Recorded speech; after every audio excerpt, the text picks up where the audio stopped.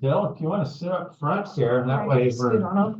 or either way, whatever. It's nice just so it's kind of small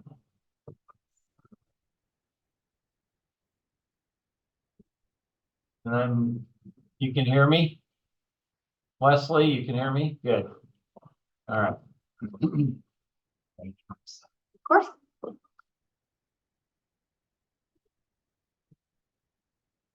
It's so glare, kind of annoying. Maybe I'm just old. And every that first bother thing, yeah. I need to run out to my vehicle and grab it. Yeah, no, she. She's got a fan. Okay? That's very big fan.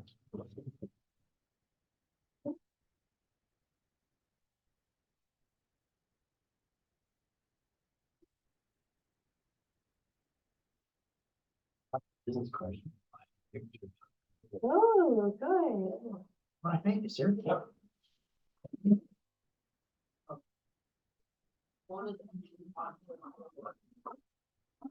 All right. Well, Wesley, if you've got questions, make sure you just blurt it out because I'm probably not going to be looking at you. So as you know, we don't have the lender here today. I don't know if you saw that on the email. I didn't see it. So usually Katie sends out emails every week to kind of remind people of the class and remind people of what we're doing in that week. Yeah, I saw that, but I thought, oh, she just doesn't know that Trent's coming. Well, I told her that he wasn't coming, but so maybe she forgot to put it on there. So anyway, yeah, he is, he kind of had another commitment that he forgot about. So next week he will be here. Oh, next week, aren't we having a major party for everybody? But next week is also Red Day, isn't it? On Thursday, right? Thursday, All right, not so Wednesday. We're good. We're good. All right. So what we're gonna do, how I usually start the class out is if you have any questions about what we've already went over. So that's basically agency. So if you have questions about agency, this is when you ask it. Don't? You understand it? Everybody's good? Okay. So once we've got agency and we've got them signed up with the real estate relationship disclosure and buyer agency agreement, what's the next thing? Purchase Right. agreement. Writing an offer, correct? So get your Black Hills. Wesley, probably, do you have a book?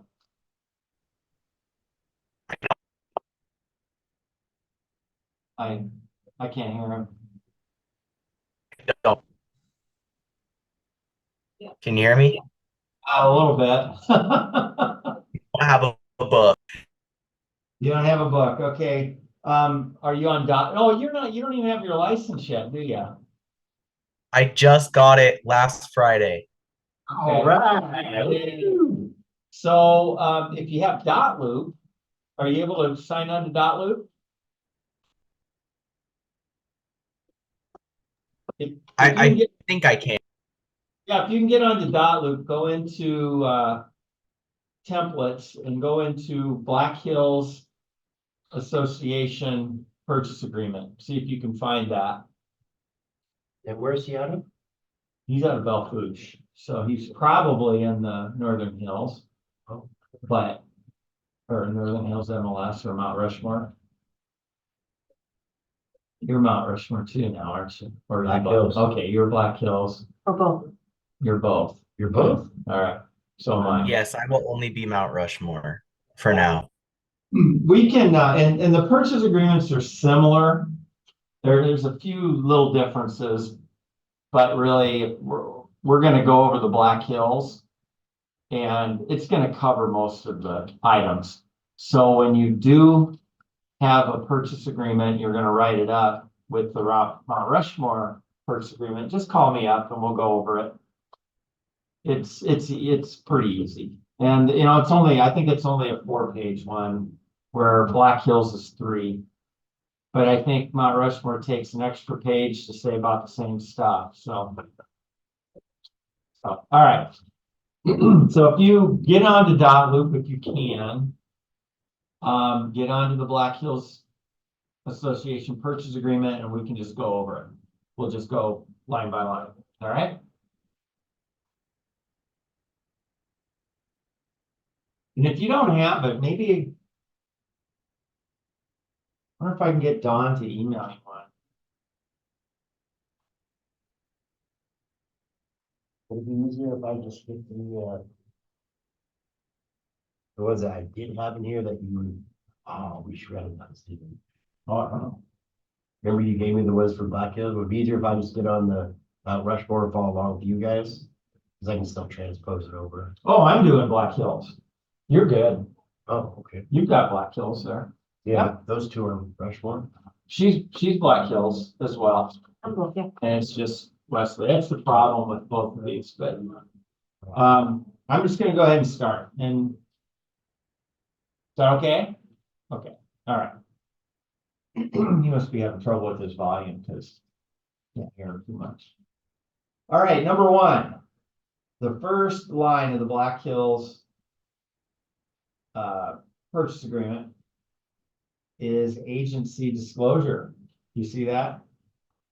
Yes. Okay. So agency disclosure is it's just a little checkbox, and this is where you're going to check the box if it's limited agency. And what is limited agency?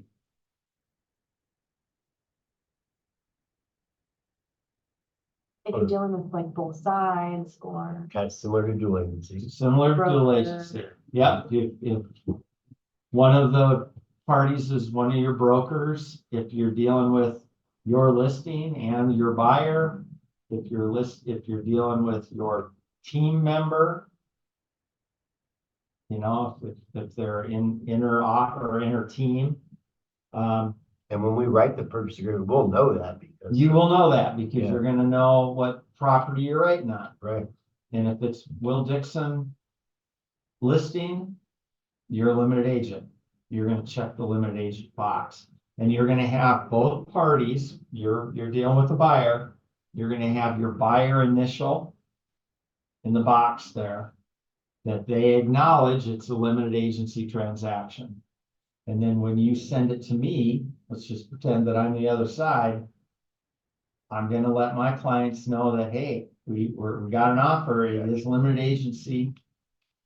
And they're already prepared with that because we've already talked limited agency.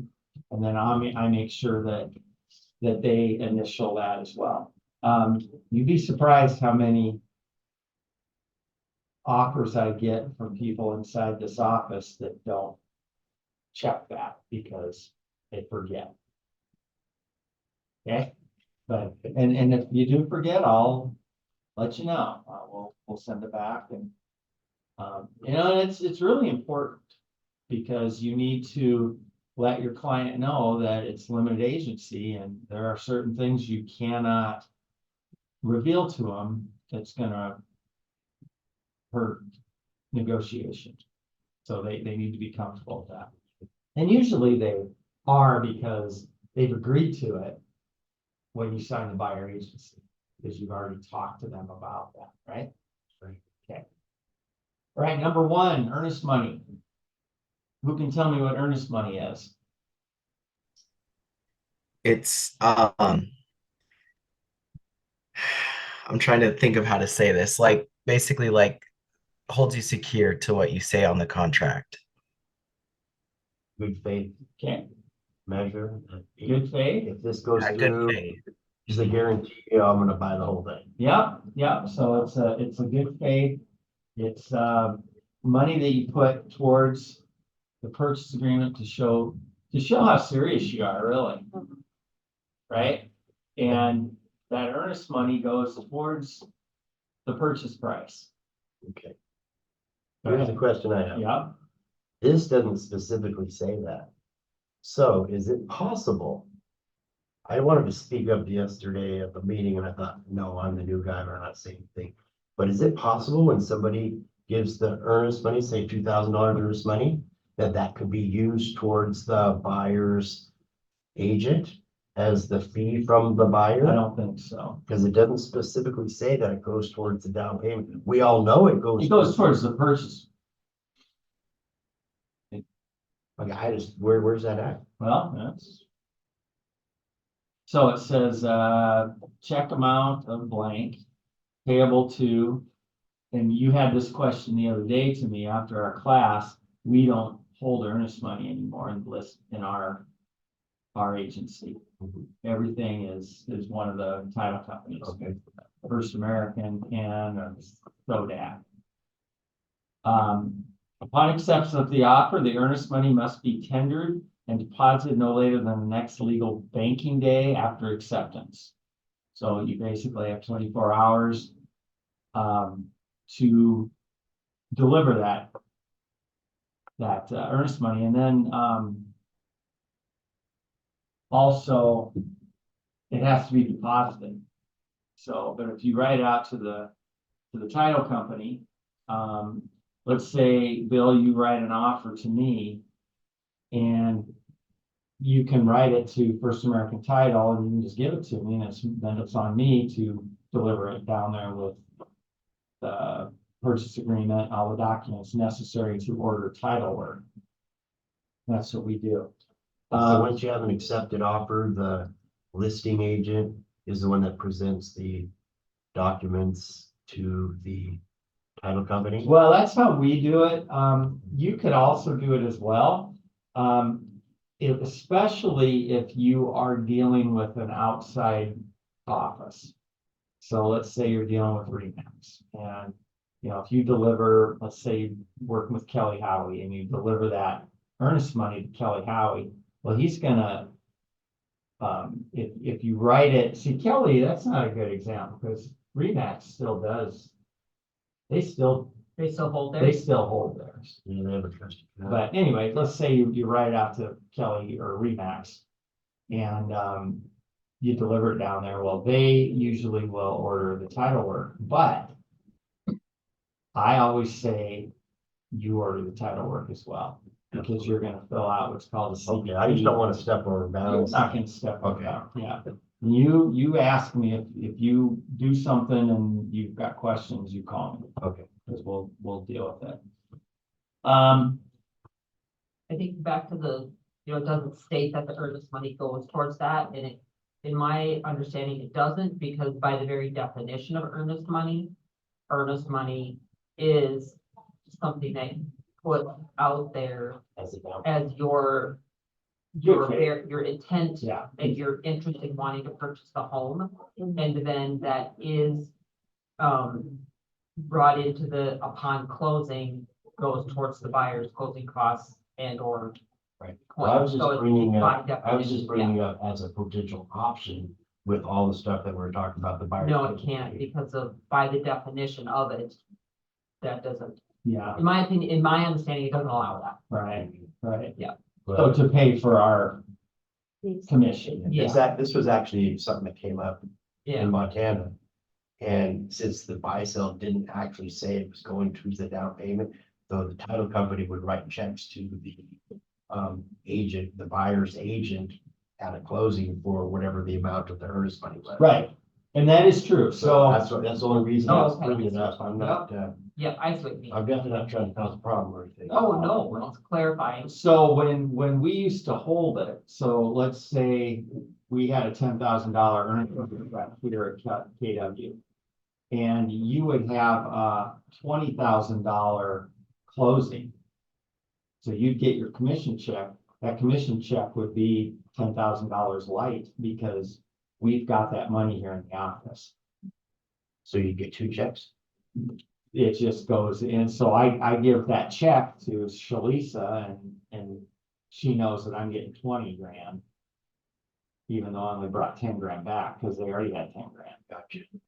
So that's, but now we don't do that, because if we're holding it at the title company, that 10,000 is gonna be at the title company, and then they just release that into the check that they want, so they just write one check, okay?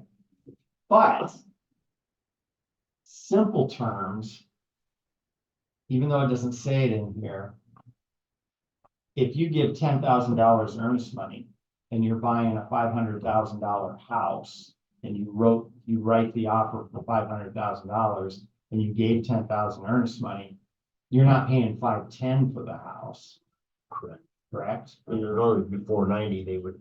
It would be make it up 490 payment. because that 10,000, you've already paid it. It's kind of like a down payment also, if you want to look at it that way. Yeah, I understand all that. But it also could be taken from you if you back out of the deal after all contingencies are removed. And you just want to walk away as the buyer. That seller might not take that very well. And they might say, well, we're gonna sue you for specific performance, or we're gonna take your earnest money. And then that's where the earnest money becomes a negotiating tool again, where you can,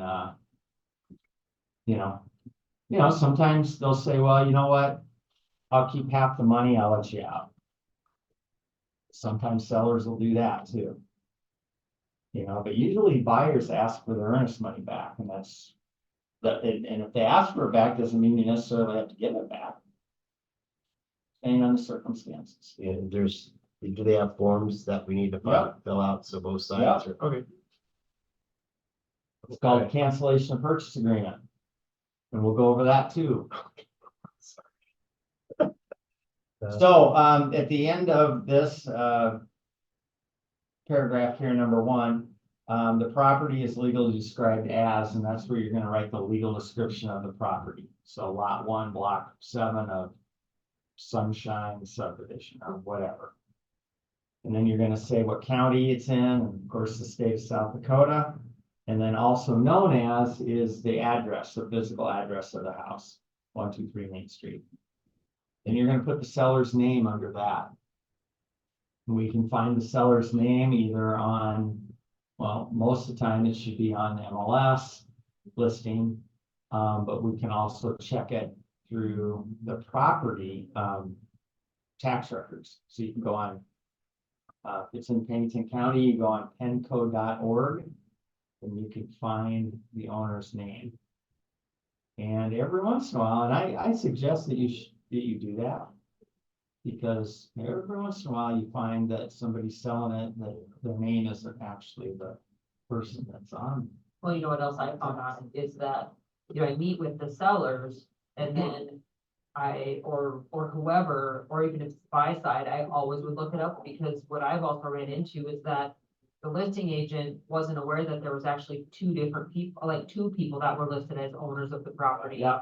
And they weren't related or whatever, and so their listing agreement in the beginning was wrong too, like, Yep. and so, because, they don't even think about, they might have like, cousin Larry that helped them purchase the property and was listed as the owner, but doesn't live there, hasn't lived there, and they totally forgot that cousin Larry was also on it. Part of it. Yeah, so I always would look up the tax record. Just this morning, I got a call, lady wanted to, list her house, and so I got on thank God Chris showed me this the other day, I got on county records, and well, your husband's on it also. Yes. So you guys both would need to, I've even had people call me and say they want to sell, and I looked it up, and their name's not even on it. Oh, well, I'm selling it for my mom. Yeah. Yeah, you can't do that. Yeah, do you have a power of attorney?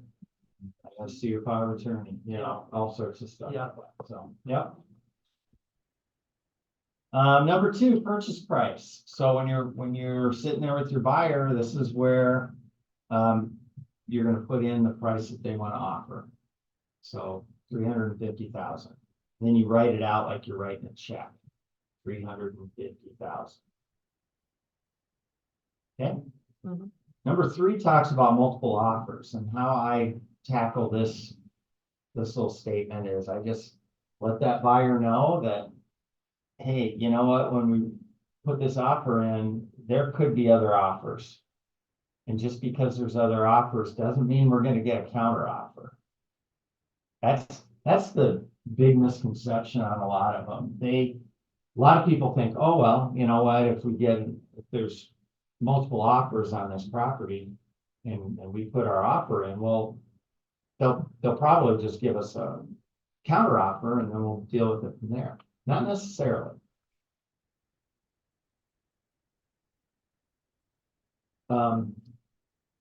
So just like it says here, buyer acknowledges that when multiple offer situation, all responses are directed by the seller at their discretion. So they can do whatever they want to do. They can counter them all. They can counter them separately. They can counter them all with the same counter, basically. Bring your highest and best. They can counter them one at a time, as long as they stay within the deadline of the purchase agreement. They're answering it by then. Heck, we even did one time when there was big, when it was really nuts, the market was real nuts. We had a house that had 4 offers on it, and one was cash. The other, one was cash, one was over asking, that was finance, and the other 2 were either at asking or a little below, both finance. Cash was quite a bit below the asking price. So I asked my client what they wanted to do, and they said, well, we really like the cash offer, but we don't like the price. So I got on the phone and I called the agent and I said, hey, we really like your offer. Your offer is cash. We've got multiple offers. We'd like to give your client a chance to, adjust their offer. And he said, I'll ask. And he called back about 10 minutes later and he goes, now we're going to stay where we're at. I said, all right. So we went to the next offer. And that's how we did it. We got it done and we rejected the others and we countered what we didn't counter anything. And with cash, that's the only time, if even then, that you want to market that it's not subject to the property appraising. Because I did a cash offer one time and they did have it appraised. They paid for it out of their own pocket. So, but if it's financing, you can never mark that thing on. Correct. So, Well, no, that's not true. That's not true, because if the lender was here, he would stop me and go, no, that's not true. Really? Yeah, because sometimes you can get appraisal waivers. So let's say you take your client to get approved for lending, and they have a lot down. Let's say they're buying a $500,000 house and they got $250 down. A lot of times they can get an appraisal waiver. The lender will ask about that. And if they do have an appraisal waiver, I mean, that's good to know. That's good to know when you're writing your offer, because you're right in there. Hey, we're getting financing, but we have an appraisal waiver, so it's going to be not subject to appraising. So there are circumstances where that would fall. Usually, like you said, if you're getting or if you're doing a cash deal, they usually don't get an appraisal because they don't want to spend the money, because they're $700-800 around here. They are. Oh, the food done? No. Somebody hit a little bell out there. that actually works. Yeah.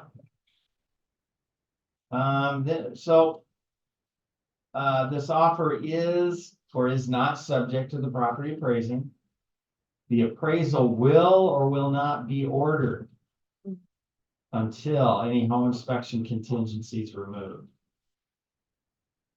See that part there, Bill?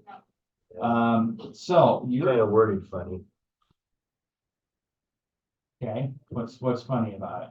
Well, the appraisal will be ordered Or will not be ordered. or will not be ordered.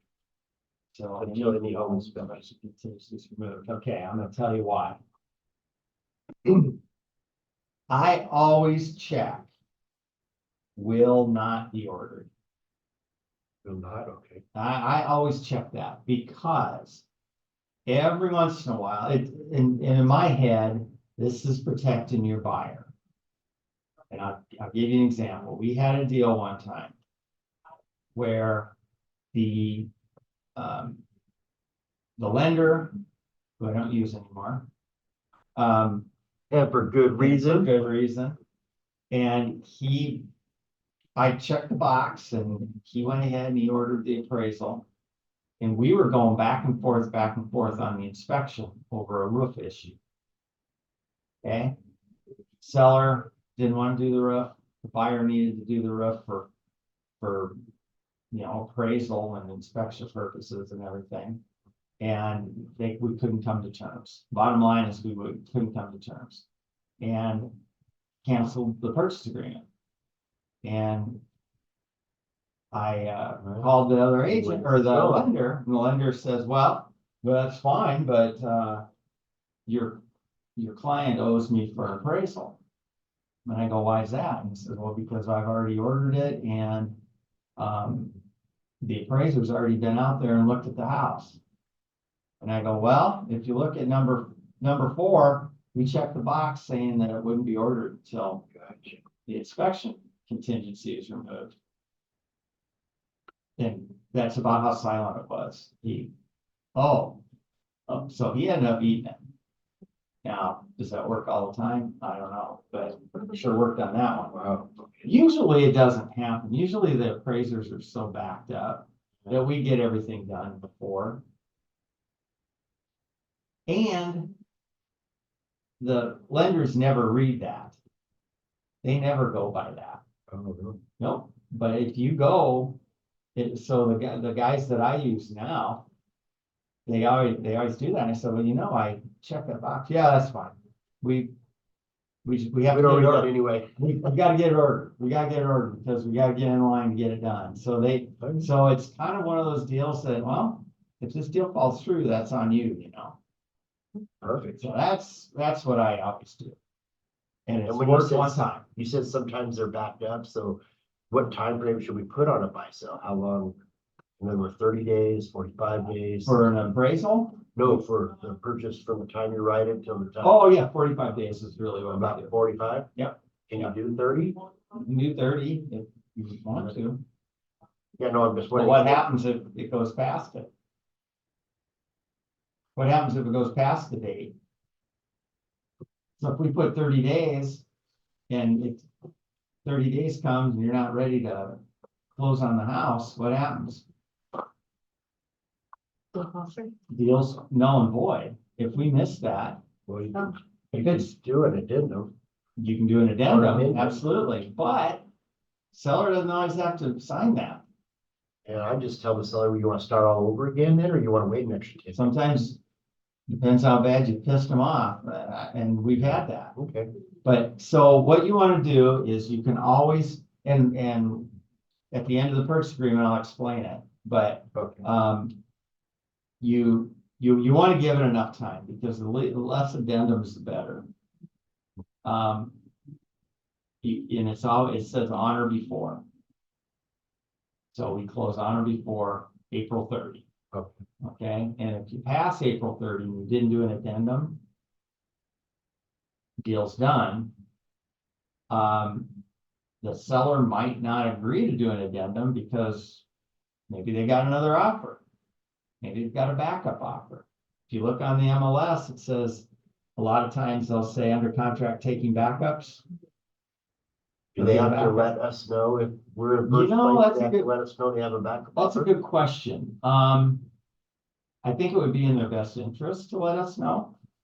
But Keep the fire going, yeah. they always don't, because thinking of negotiating powers.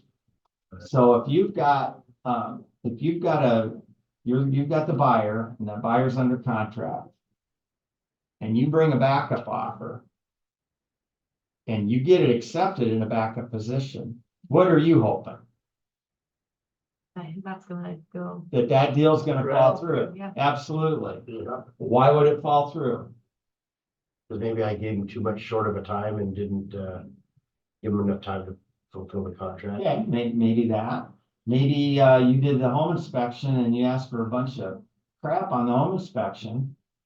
And they're like, you know what? this guy asked for all this stuff on the home inspection.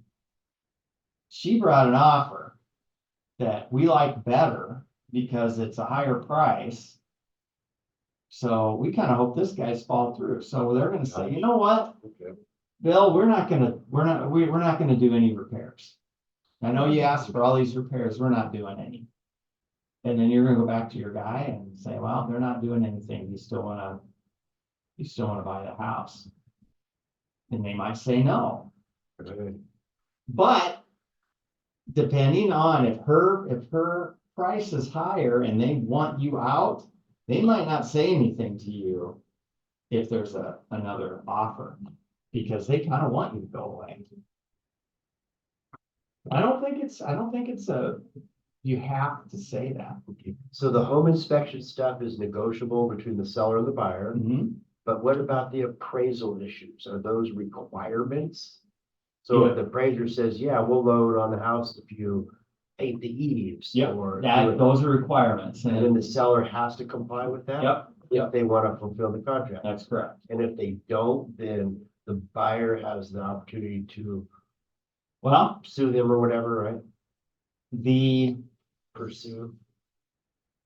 so this offer is subject to the property appraising for at least the purchase price. Well, it's basically contingent on a passing appraisal. Okay, if the house, if they appraise it at value, subject to painting the eaves and redoing the roof and whatever, that, and they're not gonna, they only ask for safety issues, really. They Oh, don't, no. yeah, they're not gonna say, no, we don't like the color of the house or the toilet's loose, they don't check for stuff like that. They check for obvious things, peeling paint, ripped screens, broken windows, no handrails going down the stairs, Right. things like that. That's what an appraiser's gonna look for.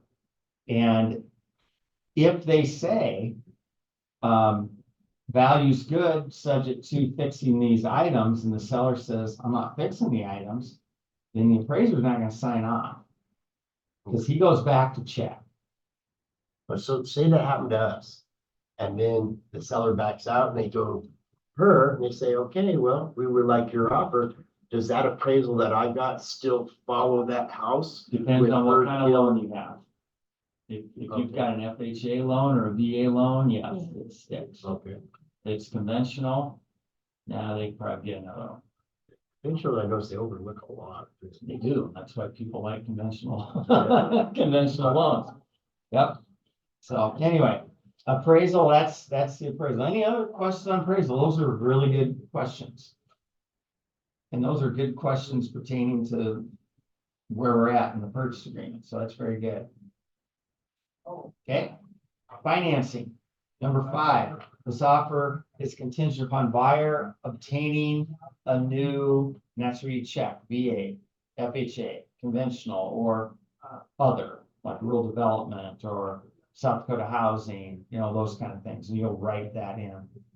And a letter of the buyer's loan status from, that's where you write in the mortgage company that they're using. And then I also put in parentheses the name of the lender, Terry Telecom, or So I'll send that in, Gonzalez. I'll send that in with my offers. Yep. No, Yep. automatically they're Yep. pre-approved, okay. What I do, a lot of lenders, now the lenders I use are pretty trained now. They don't do what I don't like. Mhm. But a lot of them will write in the value or the amount that they're approved for. Mm-mm. So they'll say they're approved for 450,000, they'll write it in there. If that comes, I call them and say, I don't like that, take it off, or if they say, Yeah, I've had them say, oh, no, we have to put that in there. Well, then they don't have to. I white it out. Yeah, because this way, if you got a $400,000 house, or say they're asking 425, we put an offer in for 415, but our letter says they're approved for 450. The seller's gonna think, wait a minute, these guys can afford it. Yeah, exactly. I've had them too, where they've just put in the address. Yeah. So-and-so is approved to purchase this house at such and such a place. And that'll be a good question next week for Trent when he comes here.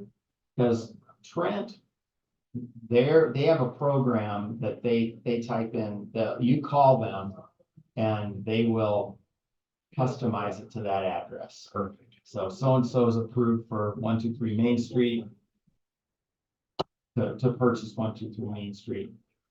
So When you're looking at working with lenders, is there like certain things that you want in a lender, like loans, like easy to work with? Like, what are you looking for? when I'm picking a lender myself, and I want somebody that's good at communicating. Somebody who's going to let me know what's going on. I love it when they say, hey, Will, we've got this coming up, we got that, we're having a little issue here, whatever. I like being Yeah. told what's going on. I like people I get along with. I think we all do. Yeah, and I think, most everybody has, and lenders might call bullshit on this, but most of them have the same rates. They're all the same rates. Yeah. Maybe they give a little bit different, closing costs, they might not charge the origination fee that another one would. Maybe most of them charge 1% origination fee, where somebody might be doing 0.5%. Well, that's how their lenders get paid. Right? So where are they making their money? Because the lenders aren't doing it for nothing, right? And that's another really good question for Trent next week. And I'll try to remember to bring these up. But, they might make their money on the back end, they might call it. They're not charging you $4,000 for the loan, they might be charging you $2,000 because they're doing it on a $400,000 house. And then they'll sell it on the secondary market, and that's how they're making. They might make it that way, I'm not quite sure, but they also might tick up the interest rate of Mhm. 1/8% or whatever, and they make it back that way. They got different little things that they do. So there's no free lunch, and I don't know. I know I'm being recorded, but Oh, Keller, yeah. I'm they so better not saying watch nothing else. the- Interesting. But Keller Mortgage is, Keller Williams has their own mortgage company. And they really, really pushed it about 3-4 years ago, 5 years ago, maybe, when they just brought it out. You have to give your clients the option to use Keller Mortgage.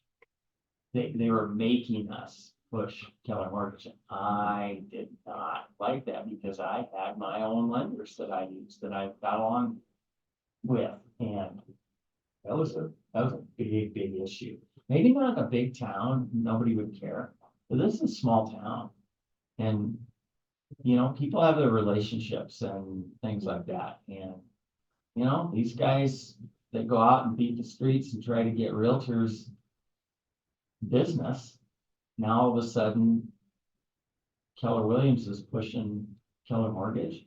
And they used to push the fact that they don't have any closing fees. Is it still a good idea with the buyer to say, here's A, B, and C, you go talk to them and figure out which one you want, and we'll go Yeah, from there? yeah. So most teachers are gonna tell you to get 2 or 3 different lenders that you're comfortable with and give those names to your clients. And if you really what I have found, if you really have a guy that you like, put their name first on the list. Yeah. Because usually people are gonna grab the first name that they have, but, that's always a diplomatic way to do it. Me, I kind of get to know the person and I kind of pair them up with the guy that I think would. And very smart to have both men and women on the list, because some ladies like to work with other ladies, especially single ladies or ladies that are divorced. They don't like, sometimes they don't like guys. Mhm. I lost a deal. Well, I lost a deal to a lady realtor because this lady got recently divorced, and I met with her, had a great conversation, walked around the house, told her what needed to be done and everything, and kept up with her after while she was doing the work. And the day before, she called me and says, you know what, I'm gonna go with another realtor. And it ended up being another single realtor that she probably had a little in common with. Maybe she was pissed off at her ex-husband and took it out on me. I don't know. But anyway, I didn't get the deal. And I thought, that's weird. But then I started thinking it's probably because of that. Makes sense. Yeah, yeah. People So- go and do what people they're comfortable with, like you said. You know, if you're comfortable, have a good rapport with people.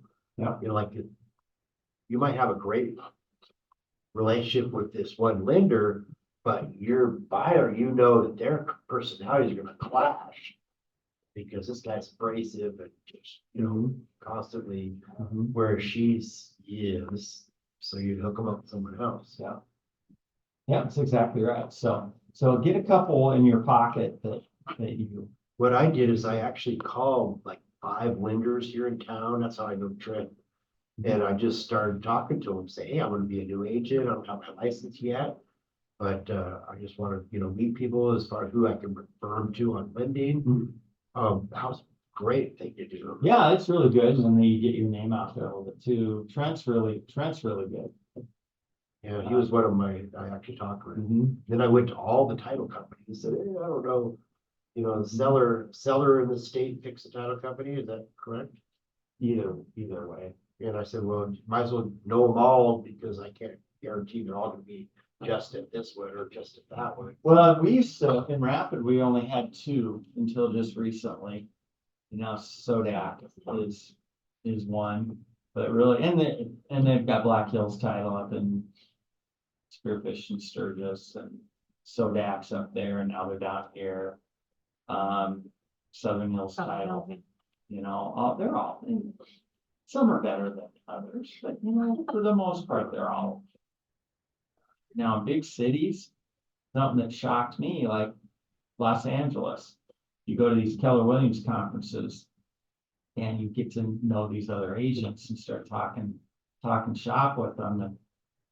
And they've got title companies in their office. Mhm. Really? Yeah, big, 500 agent offices, and they have them inside the office. And it's like, well, that just doesn't seem right. I've even heard that's like in the south or going towards the east, they have attorneys that do it. So Yeah, each state's different. Some of them are notaries that they go around. So if you ever do a mobile closing where your client sells their house and they move to a different state and they've already moved, and they need to do their closing, they'll send the documents, so the local title company would send the documents to a notary. And that notary will meet them somewhere. if we had that done one time, they said, oh, it's a courtesy closing. Yep. By the way, it costs X $100. I thought you said this was a courtesy. It's not true courtesy, You still have but to yeah, pay for it. that's what they used to call them, as true courtesy closing. So anyway, Yeah, we just did one. did you?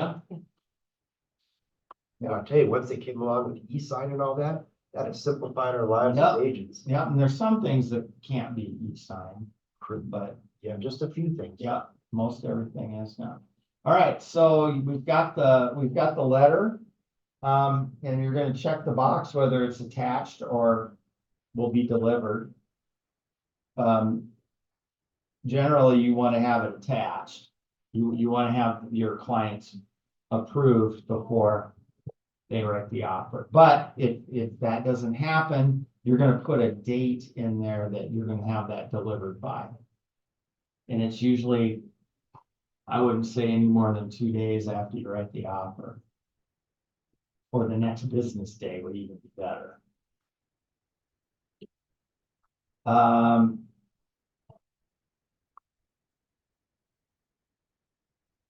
So then they talk about, getting the loan. So let's read that. It says buyers shall pay the appropriate down payment required with the loan. In lieu of other instructions, buyers to pay any loan discount or funding fee if applicable. It's just basically saying that, they're what they have to pay for. Buyer agrees within 7 calendar days to make application for and diligently and good faith endeavor to secure a new loan. So basically, they're saying once we get this accepted, that they're going to move forward with getting the loan, okay? Pay all application fees and sign off financing documents without delay. So, a lot of lenders will send the financing docs to them and they have to pay them. So they have to do that the lenders have to do it to keep up with their, what's it called, truth in lending type stuff. I don't know if they call it that anymore, but it's what it is. They're disclosing to the client what the fees are going to be, and they have to be within a range because they can't change the fees. So they can't say, hey, Bill, it's going to cost $4,500 to do your loan. And then you get to the closing table and it's $6,000. They have to be within a very small tolerance, plus or minus. Buyer also agrees to immediately deposit with the lender at time of application all required funds or credit for an appraisal, and authorize the lender to immediately order unless otherwise agreed, meaning the appraisal. Buyer reserves the right to obtain alternative financing as long as there are no increased costs to the seller. So, I have a dumb question for you. okay, On the letter, is there a difference between a pre-approval and a pre-qualified? yes, there is, and that's a good question for Trent next week too. Okay. A pre-approval is the big one. A pre-qualify is just your client calls up Trent, and Trent, he gives them the social security number. Well, how much money do you make? He gives them that number. So he kind of soft qualifies them. That's a software? Yeah, that's what I would call. And then a pre-approval means they've taken it through underwriting and they have checked everything that this guy says. Nobody ever seems to know what the right answer, even over the years, nobody ever knew what the right answer on that was. Well, that would be a good question for him next Yeah, week that's too, great. Thank you because, so much. I think that's what he'll tell you. I don't think I blocked the two, but one of them is just kind of a soft pull, hey, you're telling me this is what you make and this is what your bills are, and The other blah, one's, blah, let me see the documents. The other one is Concerns. running it right through it. Yeah, Gotcha. yeah. I like that. Now I'm gonna give you a little bit of advice when you're filling one of these out. If you want to go by what the letter says. So if it says that your client is approved for a new FHA loan, you want to put FHA, you want to check the FHA box, okay? Don't check conventional. And if your client's doing an FHA or a VA loan, because you might have a multiple offer situation.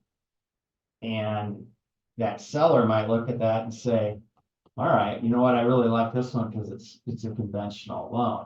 Maybe they don't read that letter.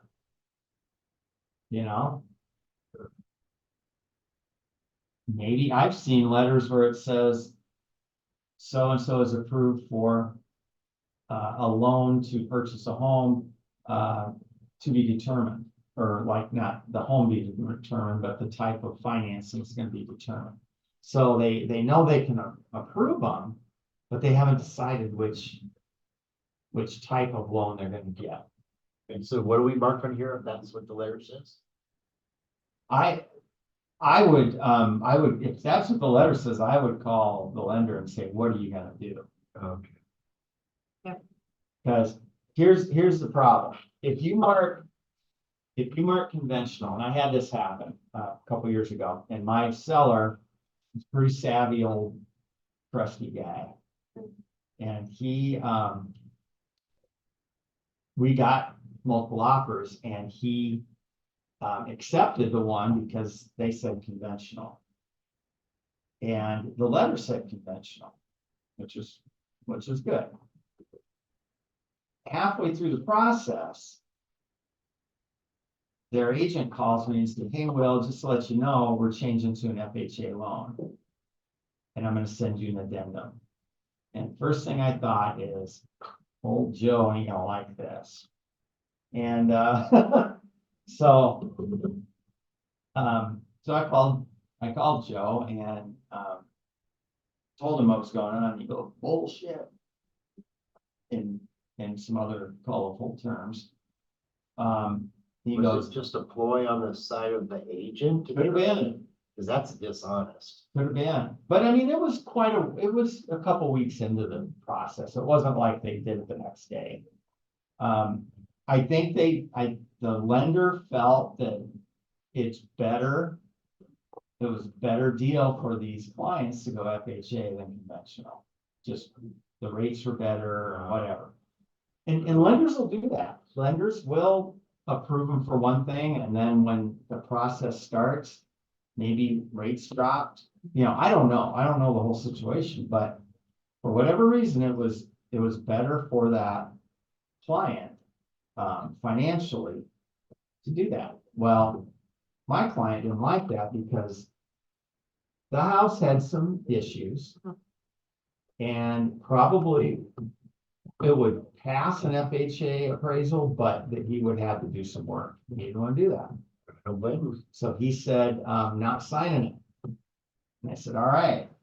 In my head, I'm thinking, I knew you were gonna say that, but I said, so, I'll let him know that, you know, we're just gonna hold tight, and if they don't, he said, and if they don't, I'm keeping their earnest money and blah, blah, blah. And I said, all right.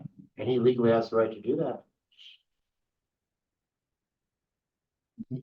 Maybe, Yeah, well, It's let the contingent- title company guys do all that stuff. it's contingent on financing, okay?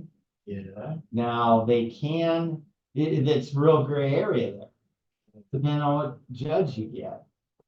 You know, because if my guy, if they're still approved,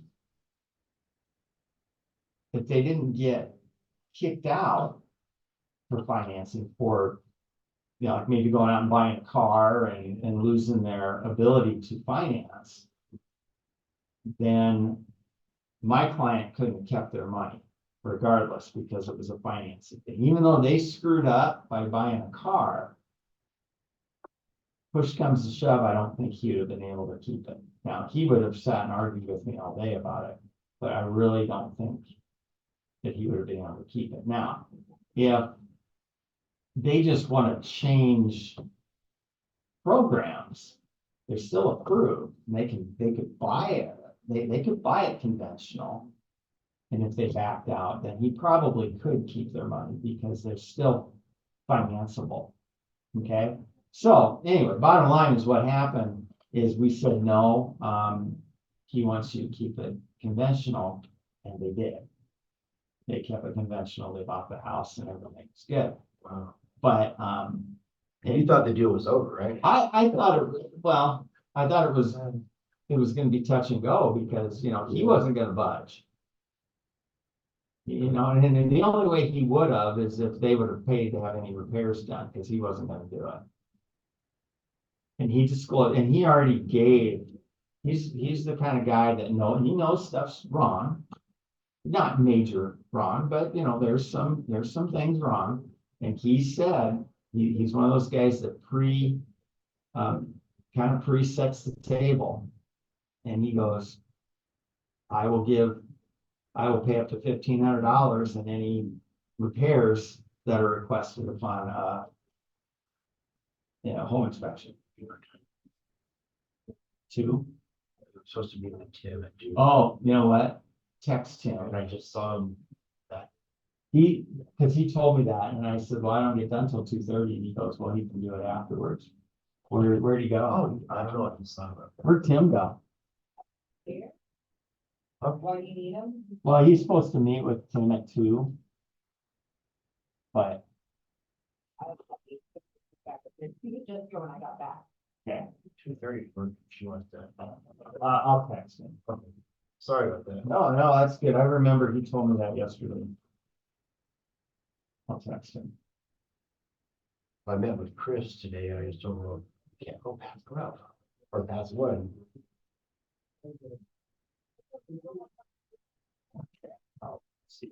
I'm sure he told me that's fine, but I'll make sure. Okay. Any questions on financing? The other things are, if it's a cash deal, you're gonna check the cash box. There it says the remaining balance of blank will be paid at closing, so you're just gonna put the difference minus your earnest money, exactly. Which now, Bill, I know you're a stickler for a lot of this stuff. Or you seem to be, We're not trying to cause a or problem. you go, oh, I don't like how that's written. I don't like how that's written.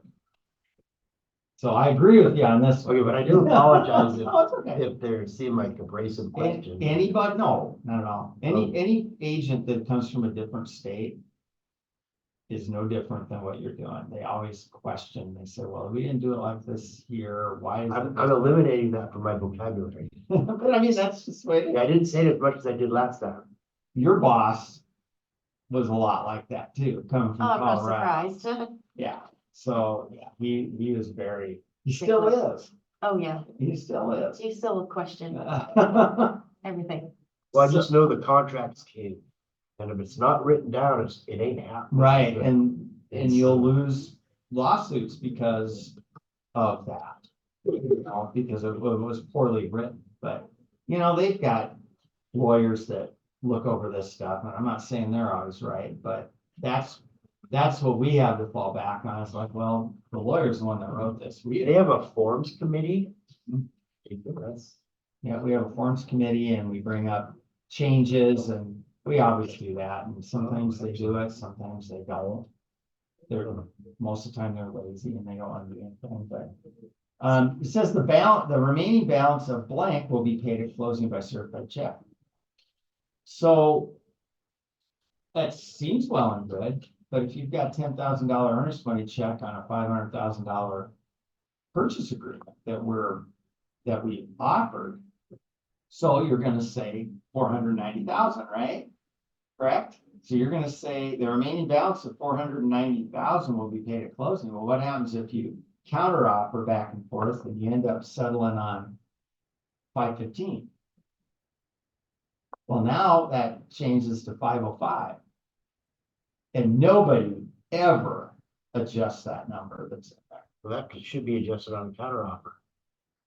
So if they counter back to us and say, well, we'll do it for 515, go ahead and sign it. So then we would counter back, say, yes, we'll do the 515. The remaining However, balance. this number, Yeah, these aren't never numbers. happens. We change it on like the addendum. That never changes. It never gets changed. Wow. Period. Oh, It's Marty's just- a stickler. It's It'll get assumed. changed. It's assumed. Well, I would love to ask that question to him because I would be floored if he changed that. I don't know. Because he never asked me about it. Yeah. And usually I'm the one that gets those questions. So I don't know. But that's to me,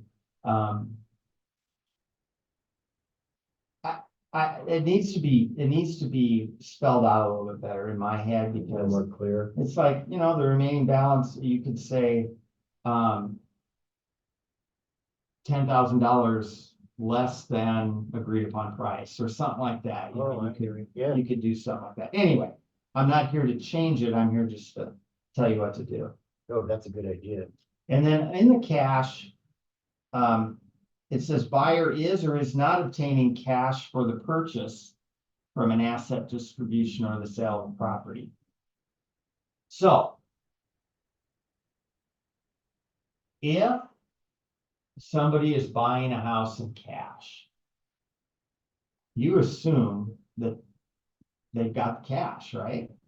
I mean, and this is only, I used to do that, I mean, I've done it for a long time, and just until recently, I had, and like maybe 5 years ago, I had somebody that says we're paying cash. We're selling our house, and this has happened a lot because people move from other states moving here. We're selling our house in Colorado, I think it was.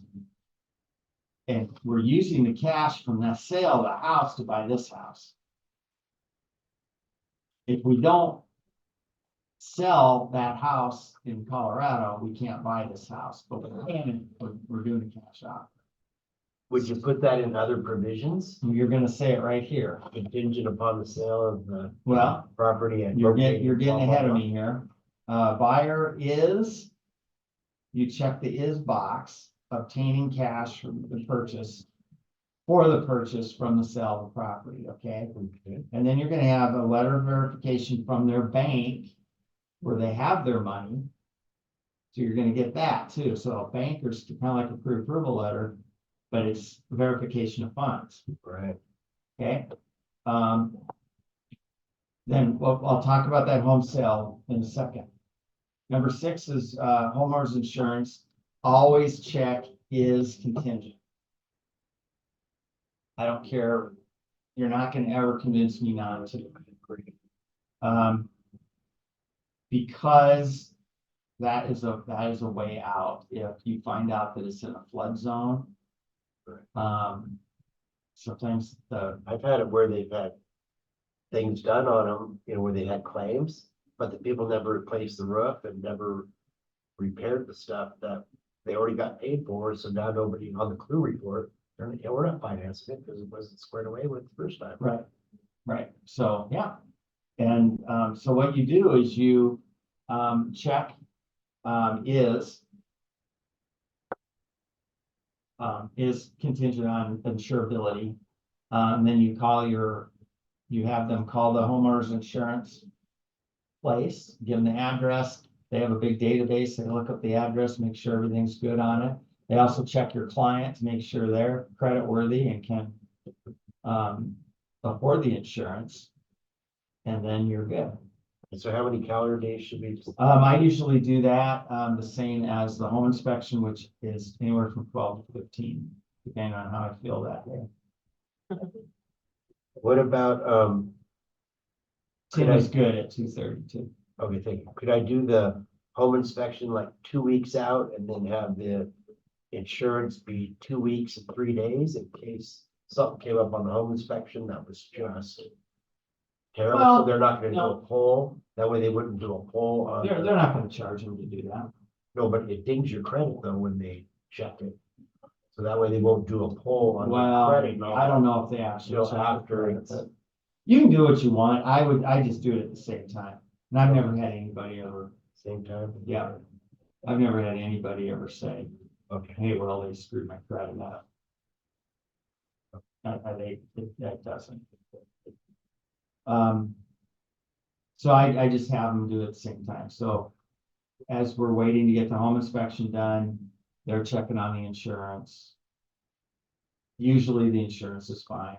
I don't have many issues.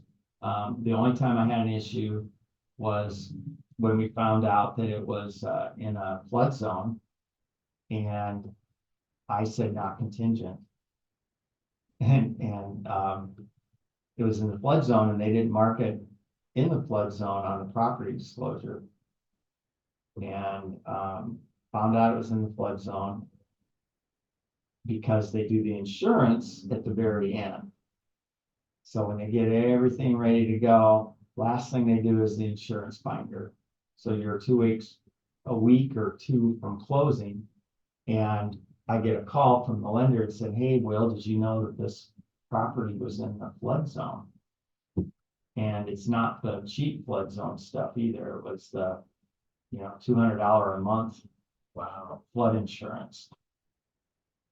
And I just got a pit in my stomach thinking, great, this thing is just kicked right along. Everything was great. And now all of a sudden this, and I got to call this guy and tell him that his house is in the flood zone and it's gonna cost him another $200 a month. Wow. And my lender said, and the bad thing is he can still afford it, so I can't disqualify him because he can't afford the house now. He made enough money that he still could afford the $200 a month more payment. What ended up? I called him and I said, hey, I can't even remember his name. It's been 15 years ago. And I said, here's the deal, just found this out. And it's gonna cost you another $200 a month. And he goes, that sucks. He goes, well, okay, I like the house, so I'm gonna keep going for it. And he was cool. And I'm like, oh my gosh. So a very, very cheap lesson learned. I hope you got a decent closing gift. And I never, I don't even know, but, so that's why I never not check Okay. is contingent, because, So always. always check it. Always check it, because it's an out. Yeah, Even if they don't check the homeowner's insurance and they don't see. yeah, It's like, you know what, I told you when we were filling this out, I told you, this is your homework. We get this accepted, your homework now, Mr. Buyer, is to check the homeowner's insurance, make sure the house is insurable. so that's another good reason not to go any longer than you have to. Right, yeah, 'cause you gotta do it right away. That Yeah, makes sense. Get it done right away. Okay. Personal property is pretty self-explanatory. It's just the things that are going with the house that aren't attached to the house. So that'd be refrigerator, stove, Refrigerator, For all that stove, stuff. washer, dryer, all appliances. yeah, if they're included with the sale. Now, if people are taking them, you don't include them in the bill of sale. So a lot of times people take their washer, dryer, Right. then you don't add it. Now, if it says on the MLS sheet that oven, refrigerator, dishwasher, microwave, stay. You fill out a bill of we do the sales. Bill of sale stating with that. those items. Yep. Okay, Sometimes, and then if we go in there and the refrigerator's gone, we have a reason to, yes, that happened to me once. happened to me too.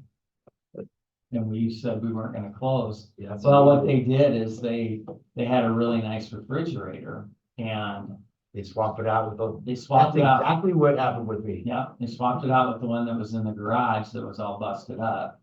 Still worked, but didn't have a handle, that kind of stuff. We were going through the walkthrough and the buyers say, Exactly. wait a minute, that's a different fridge. Yep, exactly. What? It's exactly what it was. And it was Craig's deal, and Craig called me, he goes, what do I do? And I said, well, call the other agent. So he called the other agent, and the agent goes, oh, yeah, he told me he was gonna do that. He needed a fridge, so he decided to take this one. And we're going, no, you bring it back or we don't close, or you buy us a new one. And they brought it back, You brought it back. yeah. But yes, that's why you do walkthroughs. Yeah. And that's why you do bill of sale, and don't just say, Now, do you do the walkthroughs the Refrigerator. night before, or do you do the, we do it Day usually of. the night before, usually the night before. so if you have an afternoon closing, it'd be okay to do it in the morning? Yeah. But if you do it the day before, at least if anything comes up, you can address it. All right, any questions so far? We've got about 15 minutes. so What we've about got- hot tubs, sheds? Do I put those on the bill of Yep, sale? shed would be good. Shed wood, okay. I don't like putting hot tubs on, Why? and the reason I don't like putting hot tubs on, Unless they're attached. well, no, because the appraisers look at it and they go, oh, okay, you're getting a hot tub with this? Well, that hot tub's worth $5,000. Now that brings the price of your house down $5,000, and yeah, So then on the bill of sale, just the appliances? remember, the were shed? you in the sales meeting? Yeah, you were in the sales meeting, so you're sitting back there, right? The other day?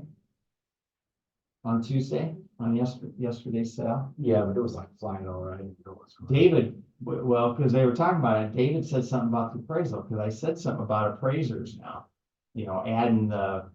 Adding our commission onto the purchase agreement, Yeah, that's raise the price to pay for our commission. It almost has to be, right? I don't think it has to be, but I said, that's gonna be a problem, and Dave says, oh, they're not supposed to, I said, just like closing costs, you know, you add $5,000 in closing costs. And it goes up above the price of the house. He goes, well, they're not supposed to do that. They're not supposed to dock it because of that. And I go, But they but they do. do. We had, God, we had 10 years ago, we had a big appraisal class. And that was a big problem. So So anyway, here's the question I have then. If we don't put the hot tubs on there and you're showing the place and buyers like, oh my God, this is the tipping point. mhm, I definitely want this hot tub because this, I mean, everything else is great, but yes, I yeah, want it's this just to be be awesome. And then we don't write it on the bill of sale, we don't write it on the purchase agreement, I think, and we do a walkthrough and that hot tub is gone, then what? no, when you write the offer, you let them know that yes, we want the hot tub. I would put it, I wouldn't put it on the purchase agreement. We'll do that. Okay. If you want to add it to the bill of sale, okay, Now, does the appraiser get a copy of the bill of sale? So no, we should put it on the bill of sale just to guarantee that Right. our buyers are being taken care of, because I work for the buyers. yeah, yeah. Okay. A lot of, you know, it's sticky, or maybe do a separate bill of sale. Did you do a couple of them? Yeah, yeah.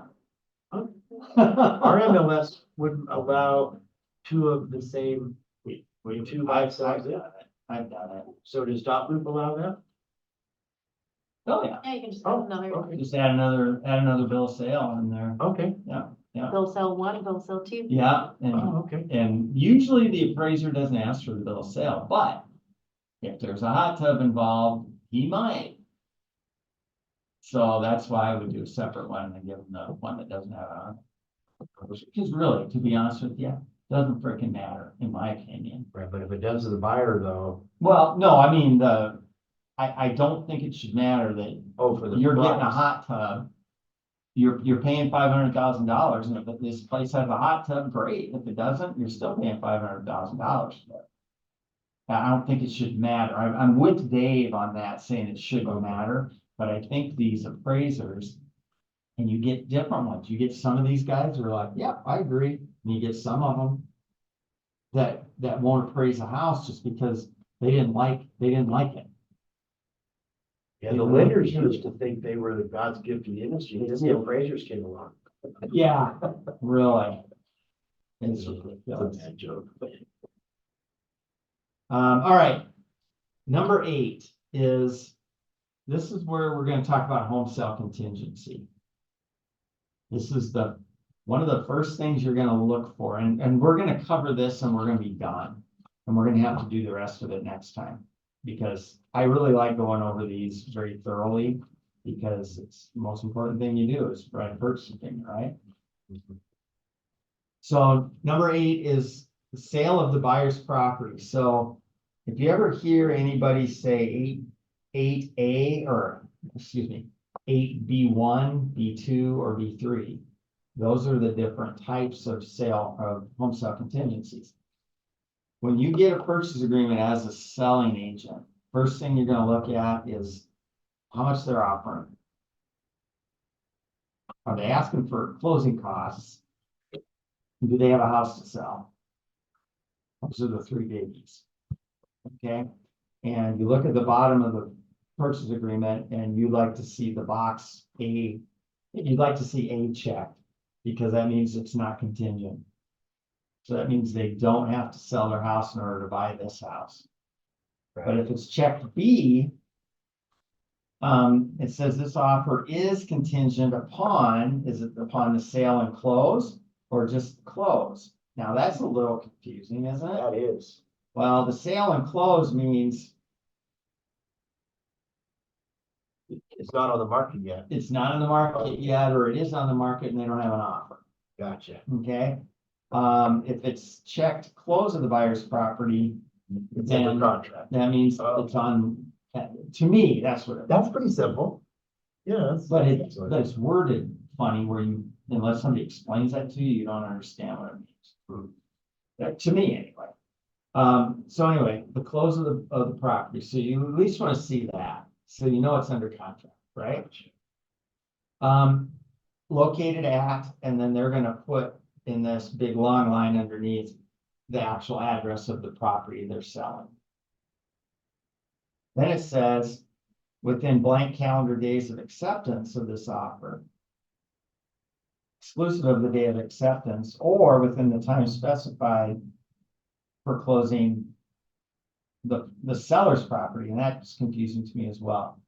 To me,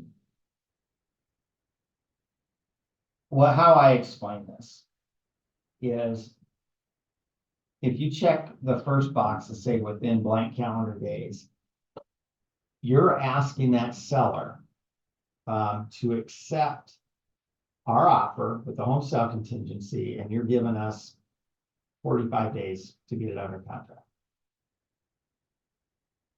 Or 45 days to close it, okay?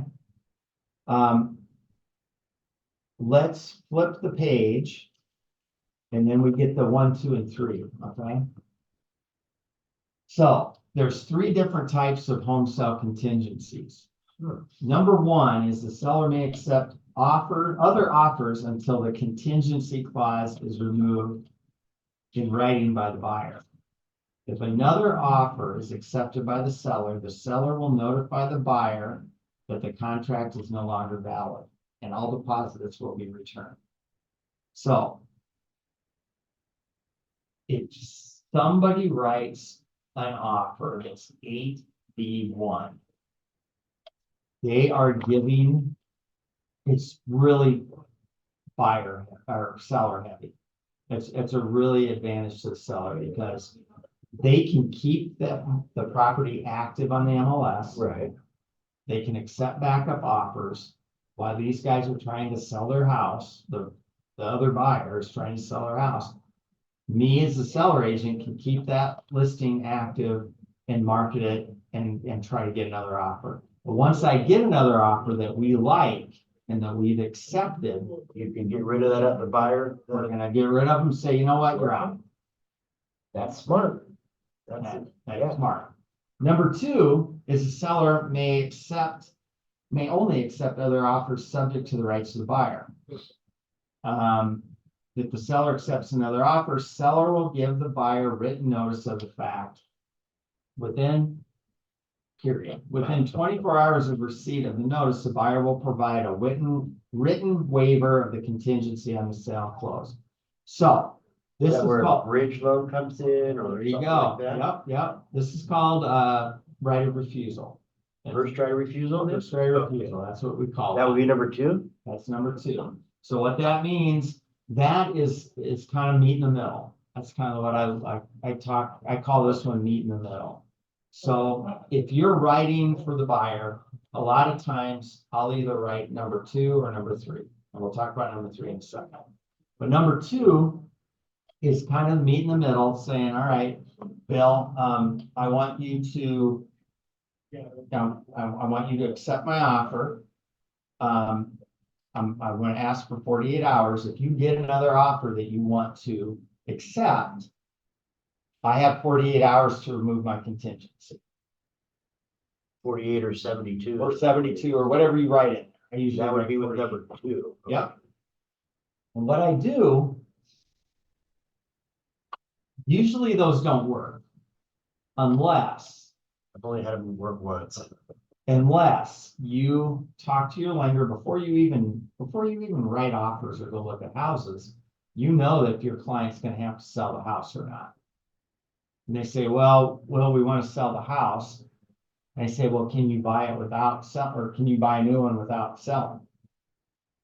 Well, I don't know. So now I call the lender and I'm going to say, all right, how can we do this? Well, we can do a bridge loan, or we can do a home equity line, or yeah, they make enough money where they can buy it. It doesn't matter. So I'll tell them that. I'll say, you know what, you might, the lender says you'd be able to buy it regardless. Now, it doesn't mean we can't sell your home, but it means our offer is going to be stronger if we're not doing a home sale contingency. Okay, so if I represent the buyer or the seller, do I have the legal right to call the buyer's lender and say, we got an offer on this, we haven't accepted it yet, but how strong is this person? Are we allowed to You can do interact? that, yeah. Yeah. Irritates me personally, when I've got the buyer, But but if you represent the seller though, no, it irritates me, but I mean, you've got every right to do it. okay, so if I represented the buyer like her, why would I even think about marking You would, one? you would never. So why is that even on there? Well, it's for a counter offer I can option, counter that, okay, that makes sense. so that seller might counter 8B1. Or they might say, you know what, I don't want a home sale contingency, so you remove the home sale contingency and I'll accept the offer, you know? Okay. So it's a counter offer thing. I've Okay. had buyers write it. I've got, Really? yeah, it's stupid. Well, They it's just don't. looking for their buyer at. Yeah, we just had one last Really? week, or not last week, Wow. earlier in the year, and it was a seasoned agent. A guy that's been around forever, and he wrote a home sale contingency. That's funny you said that, because I was gonna say, if I saw that one marked, I would think it was somebody that wasn't very experienced. No, he was, and so anyway, we got another offer. And we went back and forth, me and Craig went back and forth, we're like, well, what does he mean? And Craig was saying, you know what, Will, maybe this isn't what we think it means. And I go, I teach the class. It's exactly what it means. I mean, this guy, he screwed up. He screwed up. So anyway, we got an offer and we called him. You got 5 minutes. I gotta use the bathroom before I go. And we called him and we said, hey, we got another offer and we're letting you know that you're out. And he goes, well, I got 48 hours, right? And I go, no, I said, Mark you the checked, wrong you box. checked 8B1. He goes, he looked and goes, son of a bitch, I did. He totally screwed up. And of course that was to our advantage. So we weren't gonna call him up and say, hey, man, Yeah, we like did you mean 8B3 or what? So anyway, Wow. 8B3, I'm gonna do this really quick so you can go. I like this little section here. Yeah, it's, That's good. 8B3 is usually what I will check when I'm writing the home sale contingency box. The seller may accept backup offers subject to the rights of the buyer until the time period specified in 8B above is expired, and go back to 8B, and that's where you're gonna say within blank calendar days. Gotcha. So we're gonna write 45 days in there. And then we're gonna go ahead and check that box 3. But usually it gets accepted. That's some good stuff. So when and we're gonna have the lender next week, then when we pick this up on the following week, we're gonna finish the rest of it. We're gonna get to other provisions, number 20, the 3rd page there. That's where you're writing in things like asking for closing costs and asking for commissions, Okay. you know, when we're gonna get to that. Is there any other way that we could get together before then, just to go through all this stuff? So I've got a listing agreement I'm supposed to be writing. I'm meeting with Scott tomorrow, and I asked him, I said, if we don't cover this, could you help me with it? A listing agreement? Yeah, So you're listing the house? I think so. I mean, Oh, yeah, well, yeah, we can, so is there other time other than, oh, yeah. is it just during this No, class? if you are, no, I mean, because I got a lot of questions, and yep, I mean, I like the interaction as well. yeah, if you're, But this is what, you're doing a this is listing. how you make money, yeah. is by knowing how this Yeah. stuff works. So- Yeah, if you're writing something, let me know and we can go over it. Okay. Why don't you go ahead and go and then, because don't want to leave Tim waiting. And do they have any more meetings in here today? No, but I'm gonna be gone, so, let's see, Thursday. You here in the morning, I'm meeting with Scott tomorrow. Scott? Uh-huh. Yeah. As you originally, we got to talking, and I just called him up and said, hey, I'm a new agent, but I'm here on my own. I'm not in a team.